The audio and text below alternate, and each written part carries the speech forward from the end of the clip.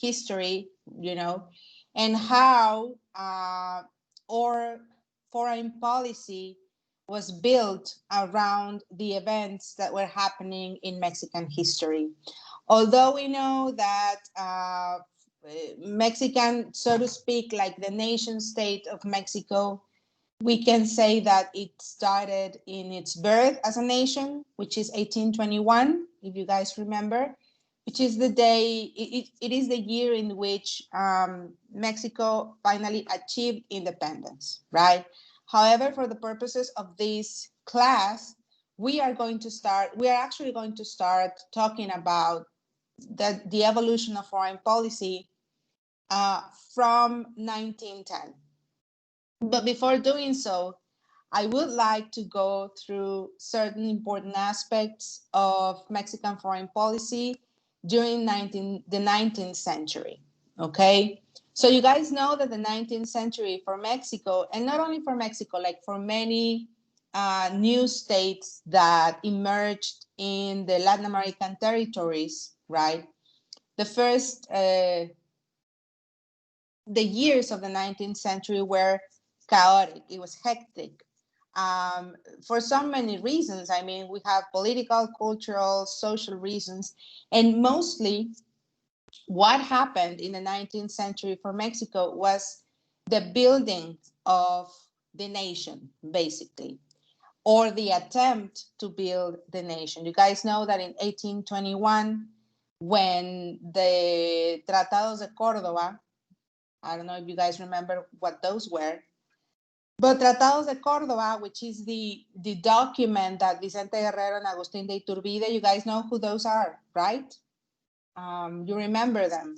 So Vicente Guerrero and Agustín de Iturbide, if you guys remember, these two were the ones that ended up achieving, okay, Mexico's independence. Guerrero was an independentist, an insurgente, like we call them. And also, in Agustín Iturbide, originally he was a royalist, okay? You know that Mexico, after the independence, they went through this conflict in which some people wanted a monarchy and some people were looking for a different political system. In the end, it is Iturbide, right, who achieves victory, and he declares himself an emperor of Mexico. Now, the first challenge that this first emperor of Mexico had, what do you think was the first challenge for him? What do you think is the first challenge for any new state that emerged? What would be the first challenge to actually exist as a state? Can anybody try to, okay, Francisco? Uh, it would either be stability or legitimacy. And how do you achieve that?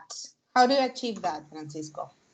Well, in order to have stability, Hmm? well, first you have to have legitimacy for everybody else to accept that you are the emperor. Okay. And in order to do that, you also have to be able to control them, to be in contact with them. Because if you do not know what's happening on the other side of the country, you cannot have influence or you cannot make a decision about it.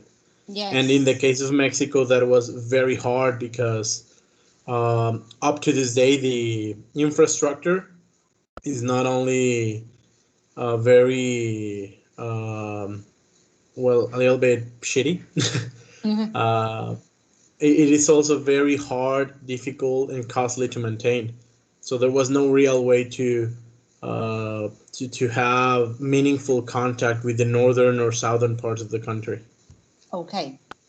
Okay, Francisco, he has told us about the domestic part, right? Good. I saw Mariana and then Paulina. They wanted to say something. So go ahead, Mariana, and then Paulina. Okay, I think the identity as a nation is the most difficult thing at first because you have different regions with different cultures and you have to tell them like now we are one, and I think that's the most difficult thing. Okay. Thank you, Mariana and Paulina. Yes, I think one of the biggest challenges Mexico in those days had was the international recognition. You Yeah. know, because we just stopped being like a part of Spain, and all of a Mhm. sudden we have a new emperor, we have a monarchy, and it's the thing that the other states need to know that we are not a part of another country, we are our own country. Yes. And yes, as Francisco said, like Iturbide had a problem because he was like, well, I'm the emperor and you have to stick to it. And what about the people that didn't want him? Like, he had to face all that backlash, I think that's the word, because in short words, he decided he was gonna be the one in power. Thank you. Sorry. Okay, thank you, Paulina. Yes, okay. So all of you are right. Everything that you have said is correct. I want to point out, however, that every new nation, remember that there are certain characteristics or no, certain elements that are basic to a nation, right? You have to have territory, number one. So in the case of Mexico, there was a territory, although not all of it definitely was under control. There was a territory that was, part of what would later be Mexico. You have to have a government. So in the case of Mexico, whether everybody supported it or not, there was an emperor. Now, we may not be told about this too much, but in the very beginning, when Agustin de Iturbide actually becomes an emperor, he has legitimacy. He is accepted, at least by the people that was in this new assembly and Congress that was created immediately after achieving independence. And also, you have to have population. In the case of Mexico as a new country, there is a population that inhabits like the limits of the territory that at that moment was destined for Mexico. And so the fourth element that we internationalists love, and we always mention it as part of the elements of a state, is precisely international recognition. And international recognition was challenged because we are talking 1810, okay? 1821, I'm sorry. We are talking a moment that was particularly important for international history. If we think about what's going on in Europe, for example, which by the time was like the center of the world, like the continent in which most powerful countries were, okay? If we think about what's going on in there, we know that monarchies and absolutist monarchies are the status quo, right? Can you guys remember? Can anybody just help everybody remember what's going on in Europe around the 1820s? What's going on? Do you remember?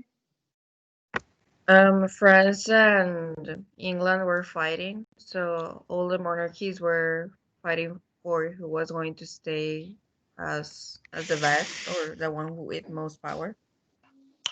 Yeah, but there's another thing that I want to go to, Yareli. What's going on in the 1820s? Okay, I'm going to give you another date. What happened in 1815? Can you remember that? Wasn't it the Congress of Vienna? It was the Congress of Vienna. It was the Congress of Vienna, right? And the Congress of Vienna had a very particular objective, right? The objective of the Congress of Vienna was to keep the status quo. And the Congress of Vienna is held after the Napoleonic Wars, okay?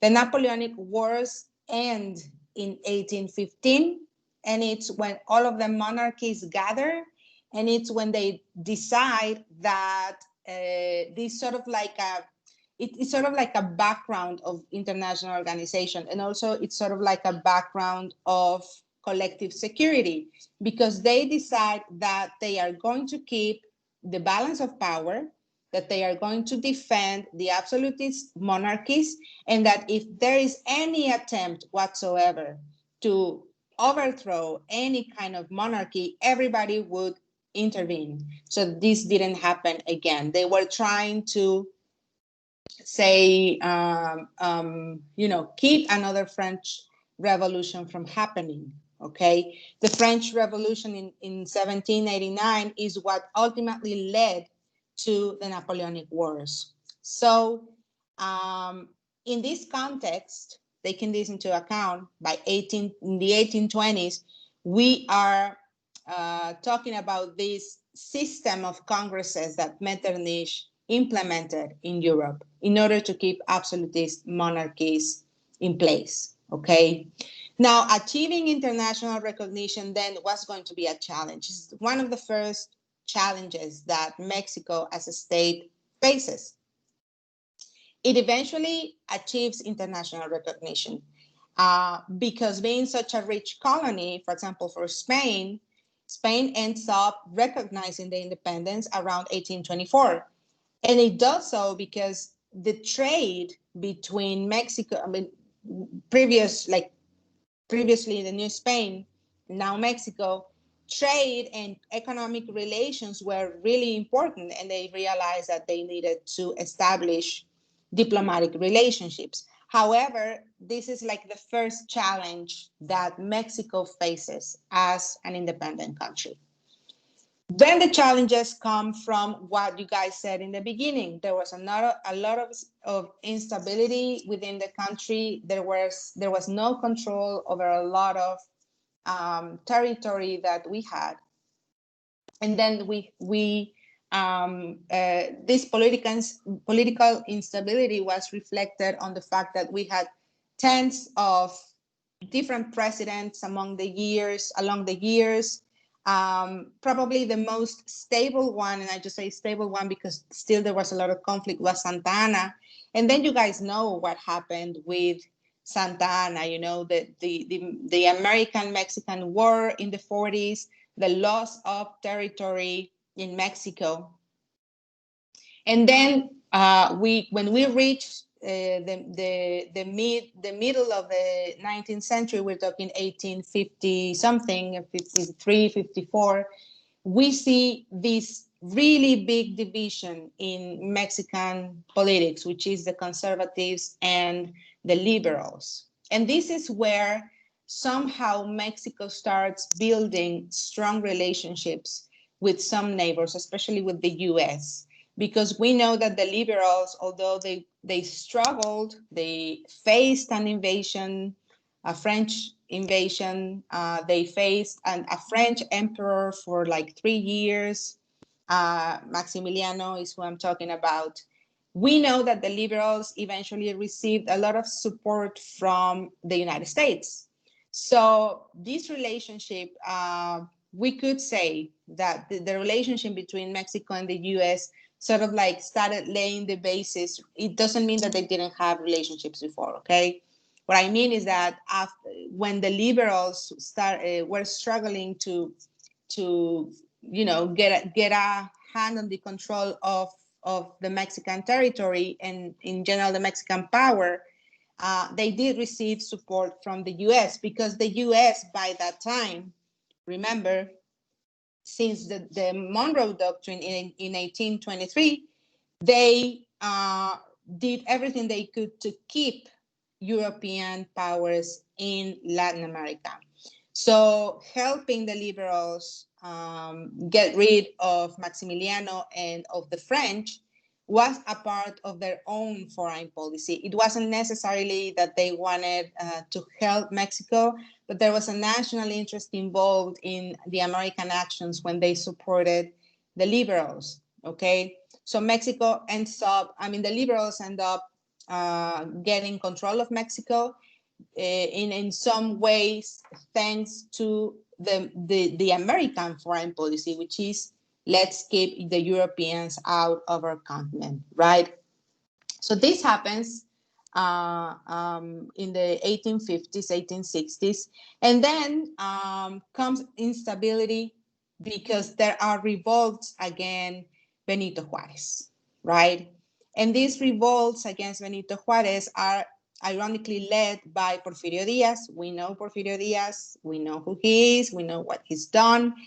And he ends up winning or having access to the presidency by the 1870s. And that's when the story of Porfirio Diaz begins. But that's also the year in which Mexico reaches finally a position in the international system. Because what Porfirio Diaz, as you guys know, brings in is stability, is economic development with a lot of let's say, áreas de oportunidad, right? With a lot of things that were not precisely the best, but he manages to achieve these kind of things. So he manages to put Mexico like in the map, like many authors say, right? It is when Porfirio Diaz has access to power. And when he becomes president, we know that he was obsessed with France, with the French culture, but he also allowed the Americans and the British to get benefits from the natural resources of our country. And so to him, for Porfirio Diaz, right, since the objective or the purpose was to number one, to put Mexico in the map, and number two, to attract foreign investment, somehow in his own formulation of his foreign policy, he thought he was putting national interest in it. Although we know that it was not necessarily a national interest, but more like an elite interest, right? To get Mexico these foreign investments that were so needed. And so we know that by the first decade of the 20th century, right, different groups start emerging against Porfirio Diaz. And after this famous interview he had with this journalist, I think that you guys may have heard about that. He gives an interview and he is already really old. And he says that he believes that Mexico is ready for a change. And I think that a lot of people in Mexico took that literally, and they started preparing for a revolution. Okay. Now, the beginning of the 20th century, it was challenging for Mexico, but it wasn't challenging just for Mexico. I mean, it was challenging for a lot of places in the world, including, again, Europe. And you guys, do you remember how things were in the beginning of the 20th century in Europe? Like what was going on in the context of the balance of power in Europe? Would anyone like to remind us what was happening? If you want to participate, remember to raise your hand. Okay, Francisco, can you go ahead? It was World War I in Europe at the time. Well, World War I happened in 1914. Yes, but the alliances that were brewing before the war were already taking place, Were and already the taking tensions place, between the yes. Serbs and the Austrians. True. Thank you. Luis Mauricio. Yes, teacher. Hmm? Could you repeat the question, please? Yes. What was the situation, the political situation in the beginning of the 20th century in Europe? Well, as Francisco previously mentioned, the turmoil in Europe was that there were secret alliances between one another, and that, Yeah. for example, the German Empire, the German Kaiser, was actually trying to gain more power. As we learned previously, the balance of power was basically changing in one direction, in which the other nations sought to have an advantage against the Germans, and the political situation made them capable of initiating a war. And Yes. we know that the situation with maybe the Serbians and the Austro-Hungarians could have not escalated, but instead the other countries tried to pressure it to some point. Yes. And in Europe, that would be it, basically. Yes, thank you, Luis Mauricio. I don't know if there's anybody else with. Hold on a second. Teacher, I actually had a question. Yeah, go ahead. For example, you stated about the political idea that the United States said that Europeans should stay out of America, and that's Yeah. why they supported the liberals in Mexico. But for That's example, part of the reason. Yeah, part of the reasons. Yes. yeah. But for example, why didn't the Americans have any problems with, for example, France, that has basically an extension of territory in the French Guiana, even nowadays? Well, they eventually bought territory from France, right? And I think that that happened in 19th century. I think that the main purpose of the U.S. was to keep the European powers away from the territory that would directly affect them. So, in the case of Mexico, for example, we know that geographically this is like extremely important to them. We know that in 1898 they also went to war against Spain because they were in Cuba. And Cuba was the last colony that Spain eventually lost in the Americas. So it is the territories that would become like strategically fundamental for the US. There are still, till today, some colonies or some territories, islands that are near South America and stuff that are still European territories. I can think right now of I think the name is Pont de France. It's an island, French island that is very near to Venezuela. And however, like the main forces or like the main purposes of the U.S. was to keep them away from the territories that would strategically represent an important asset for the U.S. I don't know if I'm explaining myself. Like No, there yeah. are, Yeah. yes, No, sorry, continue. Teacher. yeah, no, that's it. Yes. No, yes, teacher. Thanks. I really understood that. Thank you. I Okay. wasn't completely sure, but yeah, that was perfect. Yeah, there are some small territories still till today that belong to some European powers, right? The Guyanas, right? And we also have the Falkland Islands in near Argentina, right? So, okay, so yeah, so the beginning of the 20th century was chaotic both for Mexico and also for the world, because we know, as you guys stated very correctly, there was a lot of tension in Europe that eventually led to the First World War. Okay, but in Mexico, the conflict started, as you guys know, in 1910 with the revolution movement. And when we talk about the revolution movement, I'm going to follow the structure that the book that I uploaded for you guys. It has a structure that divides the revolution into stages. And the first stage that that the book identifies would be from 1910 to 1920, and it talks about nationalism in Mexico, which is not new because nationalism in Mexico started even before the independence movement. If you like, we can talk about that a little bit. However, by 1910, this nationalism took a new phase, or it was reinterpreted by some social sectors in our country, and also some social reforms that the new president, in this case, after the revolution,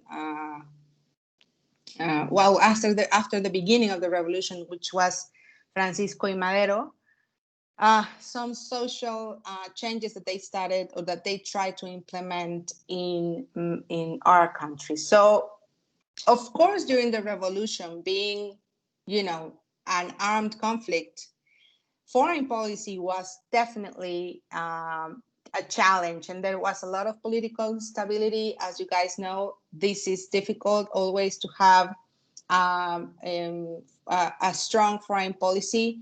And you have to take into account that for 30 years, a lot of foreign companies and foreign powers had a lot of interest in Mexico. The first thing that happens when you have a conflict, an armed conflict in a country that has so much foreign investment, right,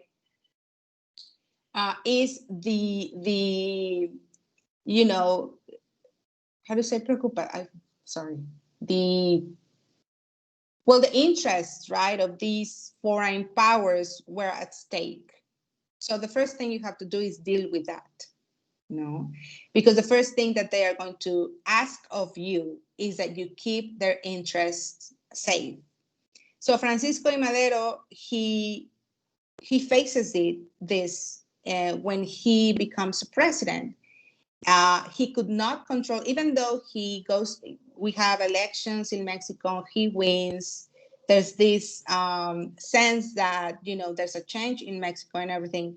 We know that he couldn't control all the factions of the Mexican Revolution, or the groups that participated in the Mexican Revolution, because the groups that participated here were so diverse. I mean, you had like these people from the South who had a specific claim of land. And then you have people from the north, the people that, for example, went along with Villa, that constituted one group. But then you have people from Sonora and all in the groups that follow Venustiano Carranza, and who were constitutionalists. And so all of them had different interests, even the backgrounds of the people that were in those groups was different. In the case of the people from the South, they were peasants, they were interested in land. The people from the North were interested in mines and industry. And then the people who were more of a political movement that aimed at constitutionalism. So when Francisco I. Madero is betrayed, assassinated, these groups, again, like the tensions between these groups increase. So you have these groups turning against each other. So political instability would be one of the first characteristics of this first stage of the Mexican Revolution regarding foreign policy, right? So along with this, 1910 Mexican Revolution begins. 1914, right? In the world, you have First World War happening. It starts in 1914. So when the U.S. decide, 1914, 1917, you still have the Mexican Revolution going on, right? But you have also First World War, and then you have the Russian Revolution happening. Okay, so you have the Russian Federation. Well, at the time, the Russian Empire, and then the Soviet Union, retiring from First World War because of their own internal issues, right? And then you have the U.S. realizing this and coming up with a strategy to intervene in the First World War. So by 1917, right, our continent, which in the beginning was pretty much neutral to what was going on in Europe, doesn't mean it was not affected. It just means that they were not involved directly in the conflict, right? This changes when the U.S. decides to go into the First World War. Okay, this brings a different context for Mexico. Now, by this time, 1917, the president or the ones in control are the Carrancistas, Venustiano Carranza, right? And he finds himself, they find themselves a little bit into a, dilemma, because when the U.S. decides to go into the war, it appeared a little bit that the Germans wanted to convince the Mexicans to go to their sides, you know, to allow the Germans to come into Mexican territory and attack the US. When this happens, of course, American intelligence realizes this. Venustiano Carranza comes with one of the first doctrines of our foreign policy, okay? And this doctrine is Doctrina Carranza, which you guys, I don't know if you guys have heard about that. Have you heard about Doctrina Carranza? Anybody? Yes. What have you heard about? What have you heard about Doctrina Carranza, you guys?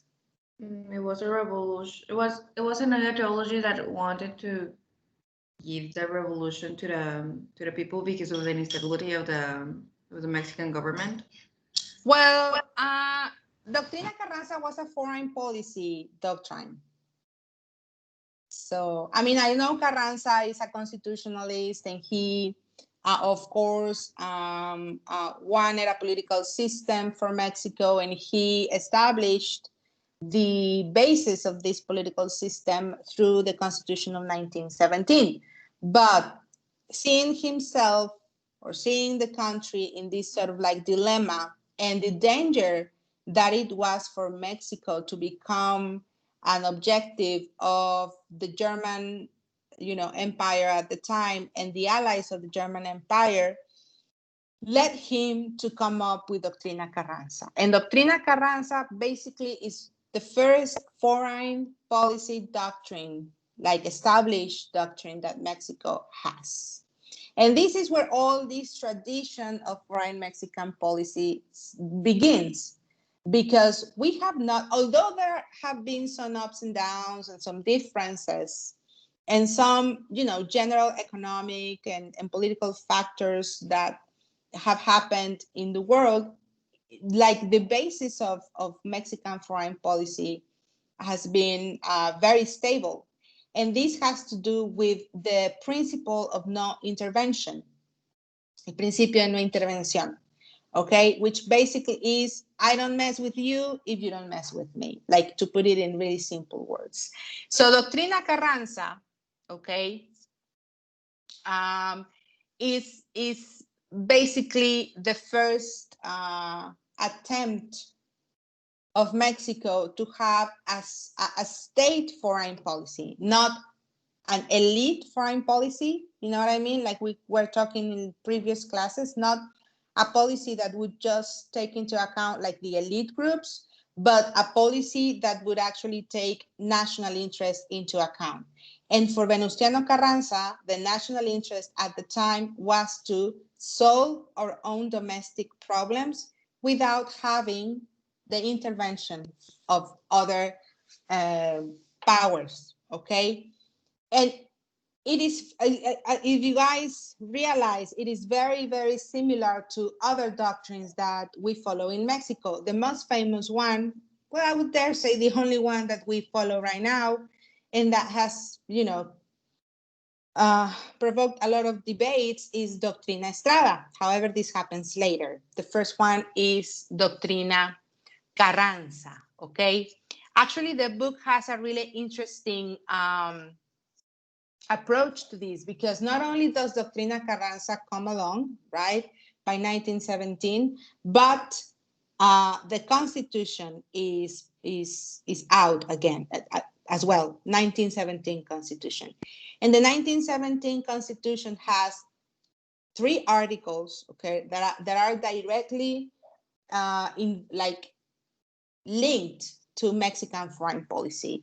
You have Article 27, you have Article 33, and then you have Article 123, okay? Do you guys remember what those articles were about? Like, those are articles, like, you know, that were very, at some point, worrying to foreign investors in Mexico. You guys remember those? I think one of them is about the capabilities, or no, about the property of the land, that all land in Mexico is a state property. Good. Yes, Article 27. Basically, I'm going to read it in Spanish. It says, impide a los extranjeros adquirir bienes raíces en la playa o en la frontera y les exige la renuncia a la protección diplomática de sus gobiernos si es que deseaban gozar de las mismas garantías que los mexicanos en materia de inversión. Now, there were negotiations after this article because we know from history that although this article was in the 1917 Constitution, it was not really enforced fully until Lázaro Cárdenas. However, it's there, right? It's in the Constitution, and this was like the first, worry for the foreigners, right? For the foreign investors. The other one was Article 33. Do you guys remember what Article 33 was about? Teacher, Yeah. well, I have the Constitution here, and it's Yay. about foreigners. Mm-hmm. It says, well, capítulo de los extranjeros. Yes. Do you want me to read it? Yeah, go ahead. Okay. Son personas extranjeras las que no poseen las calidades determinadas en el artículo 30 constitucional y gozarán de los derechos humanos y garantías que reconoce esta Constitución. El Ejecutivo de la Unión, previa audiencia, podrá expulsar del territorio nacional a personas extranjeras con fundamento en la ley, la cual regulará el procedimiento administrativo, así como el lugar y tiempo que dure la detención. Los extranjeros no podrán de ninguna manera inmiscuirse en los asuntos políticos del país. Inmiscuirse, excelente. So, Article 33 is basically Doctrina Carranza, right? So you will be expelled if you attempt anyhow to actually have any involvement in domestic issues, domestic political issues, right? So that's Article 27, Article 33, and then we have Article 123. Does anybody remember about that one, Article 23?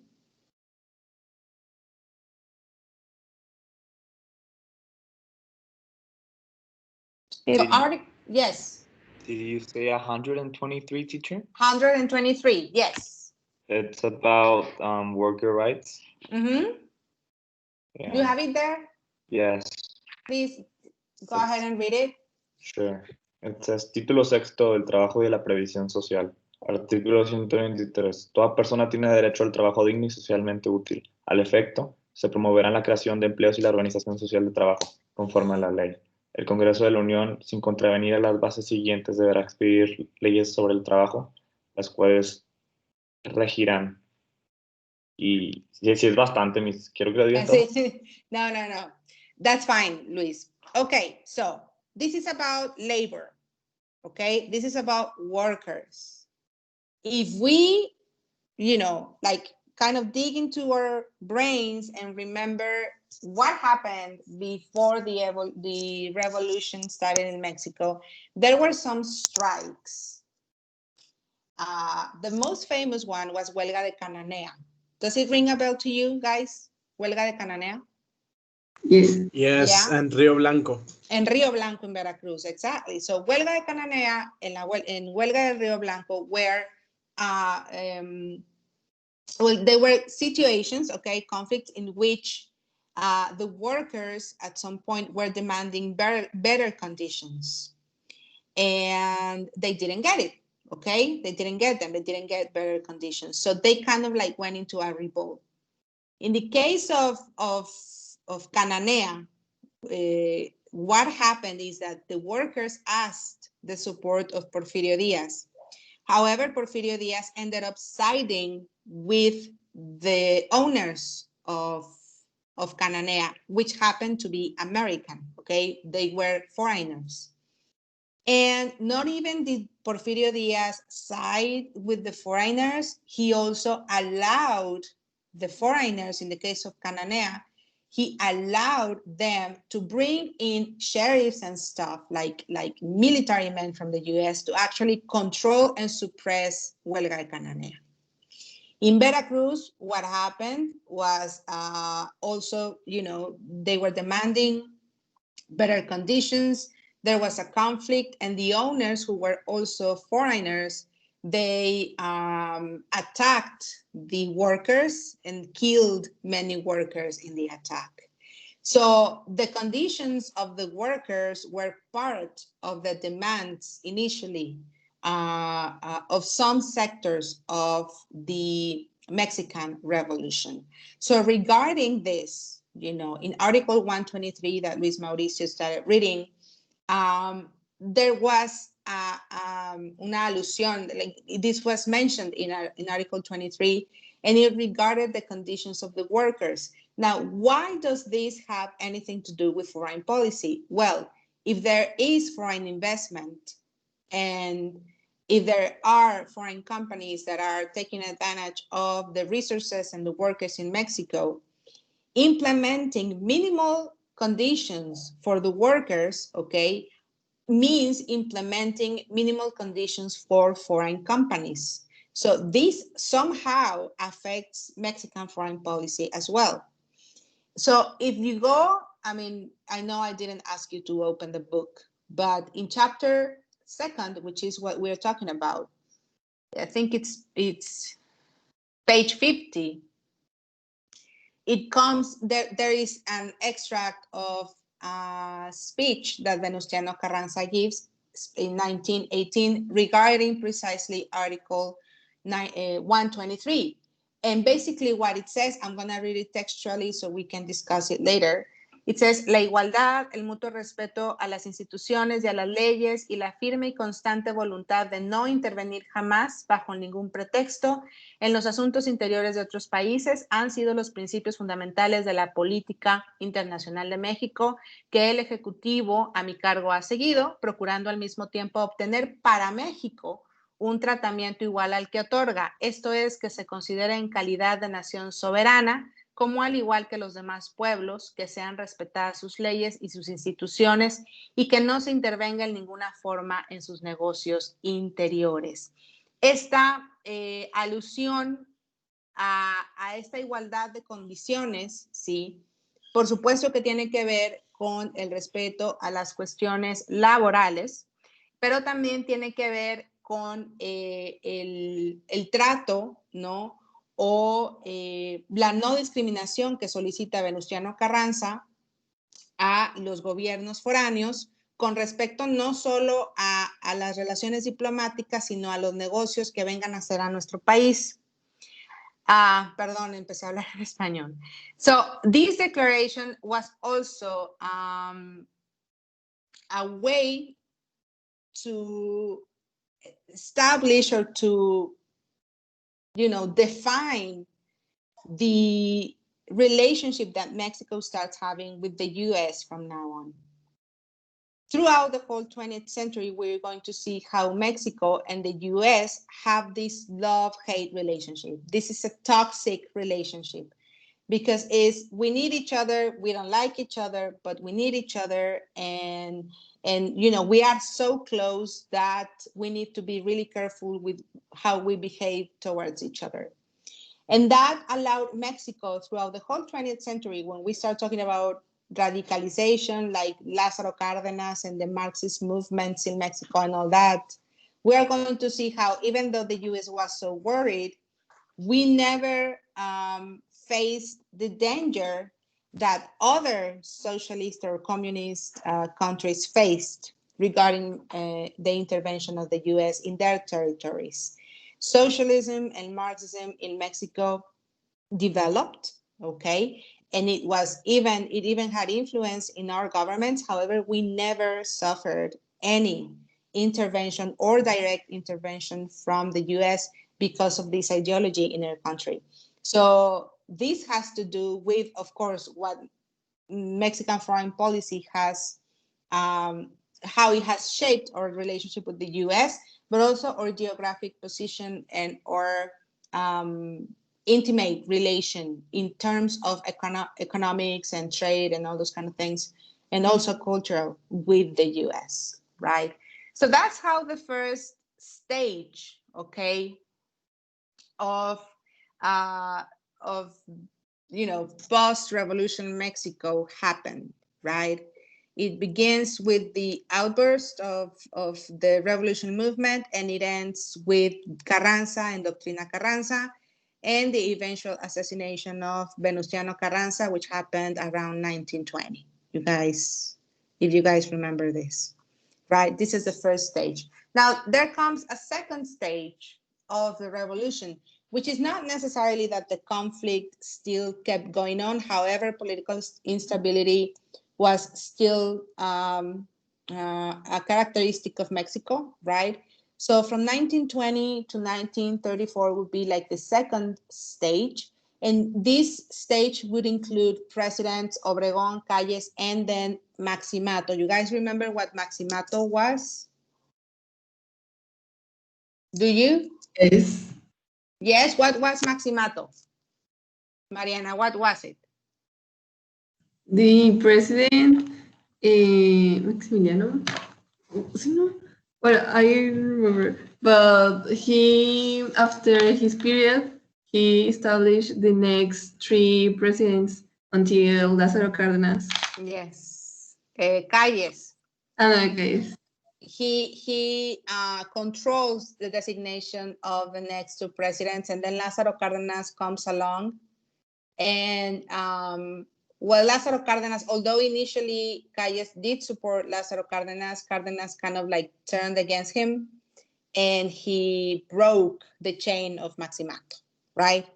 And that's what basically happens in this second stage of the revolution, which we'll discuss next class.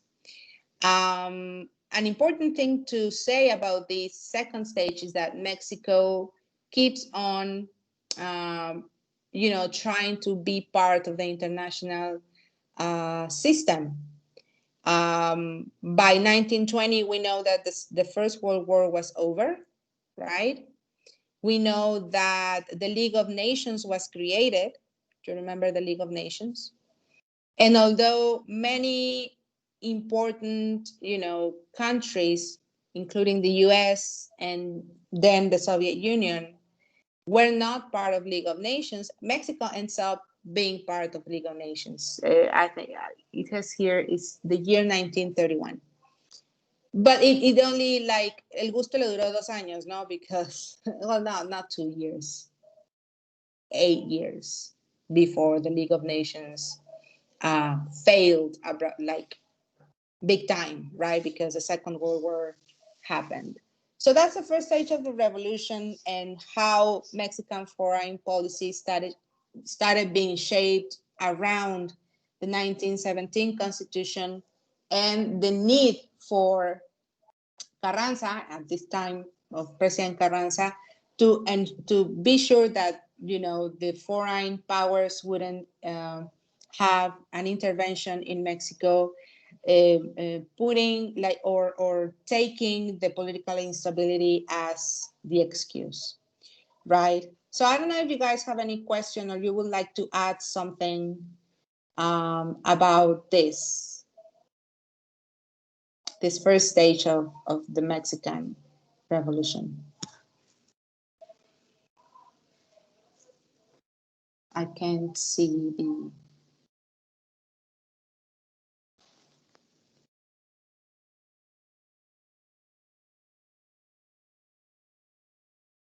No, nobody.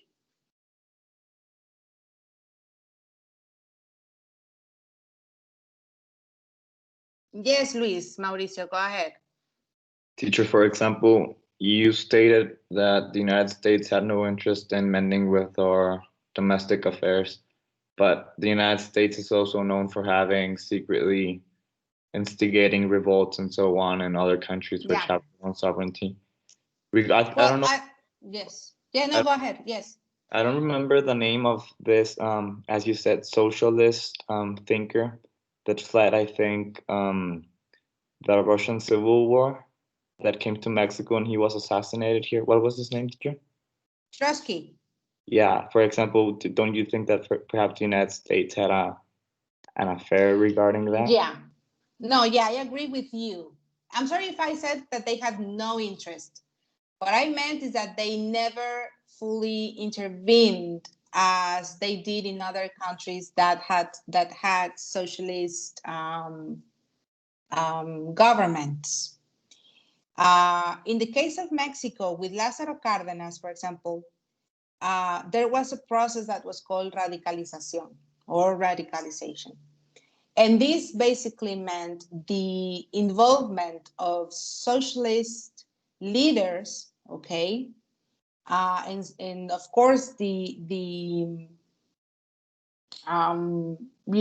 emission of social policies and laws and all these kind of things that happened. And Mexico managed throughout the 30s, 40s, 50s, 60s, Mexico managed to keep this kind of like socialist influence at some parts in history with a peak, especially with Lázaro Cárdenas, and then in other parts of history like with a lower profile. And still Mexico managed to keep the US at least military out of Mexico.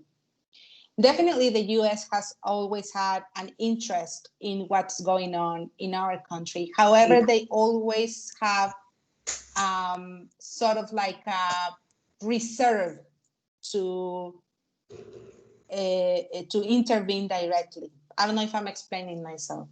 Like the way in which our relation between Mexico has happened throughout the years, the increasing in our trade relations and how interdependent our economies are. I think that it has kept the US a little bit more, what would be the right word? Not hesitant, because it's not hesitance, but a little bit more reserved, when it comes to deciding how to or when to intervene in Mexico. In the case of Trotsky, yeah, I think that it might have been the US, but it was also Trotsky was considered a traitor by Leninists. And so there were people also, communist, Marxist people, like in Mexico and in the Soviet Union, that wanted Trotsky dead. I don't know if you guys knew that. He was considered a traitor by Stalin. Yeah. And he got to Mexico.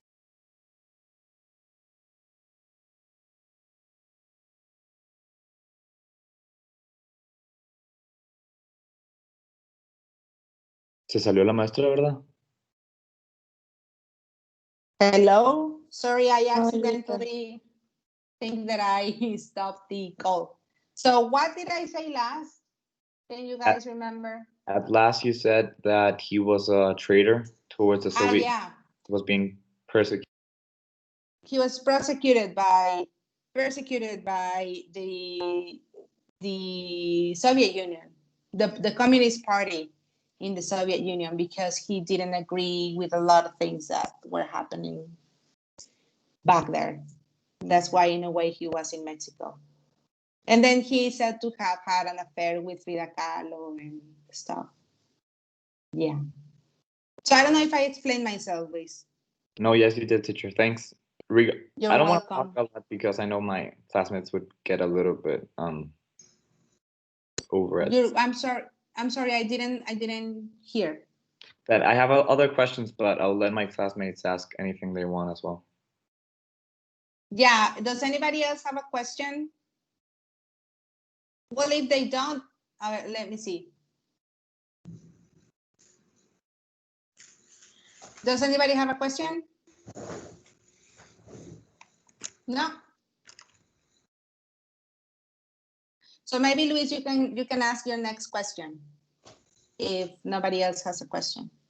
Yeah, teacher. For example, right now that you said about this relationship we've always had between the United States and ourselves, regarding a certain degree of respect, but also animosity towards one another. Would you say that maybe their point of compromise regarding our sovereignty would be, as well as we don't meddle in their affairs, as well as maybe they know that basically our territory is a backdoor against them.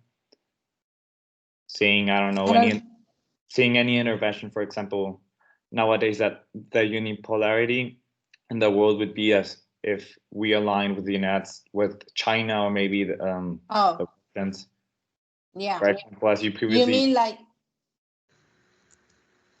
Yes, yeah. teacher, yeah. You mean like if they respect us because they're a little afraid that because of geographic position they could be invaded, like by territory?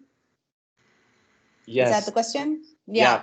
I think that's one factor that I do consider when thinking about our geographic position, because they saw it, like we say in Spanish, no, la vieron cerca, right? When the Germans contacted Venustiano Carranza through that famous Zimmerman telegram, right? So yeah, I do think that our geographic position is definitely a factor, because it would be bringing, imagine in a context of the Cold War, right? Imagine that, we are accused of socialism and communism and all these things, and that they invade us and try to change the political system. The tendency of the Cold War was that if the US invaded or interfered in anything, then the Soviet Union would do it as well. So having that kind of conflict next door is no interest of the US, because up until 2001, no war, like no conflict has ever happened, like with the Europeans, and it has never happened in American territory, except for the conflict that happened with Mexico in the 1840s. They haven't really had any conflict in their territory. The closest they went was when they went to war against the Spanish Empire, Spain, in 1898, when Cuba got their independence. And they did so because they were really interested in the sugar industry, in controlling the sugar industry in Cuba. And that's how they supported Cuba, and they controlled the sugar industry for 50 years, 60 years, until the Cuban Revolution happened in 1959. So yeah, I definitely think that's one factor, Luis. Yes. Thanks, teacher. You're welcome. Does anybody else have any question or comment?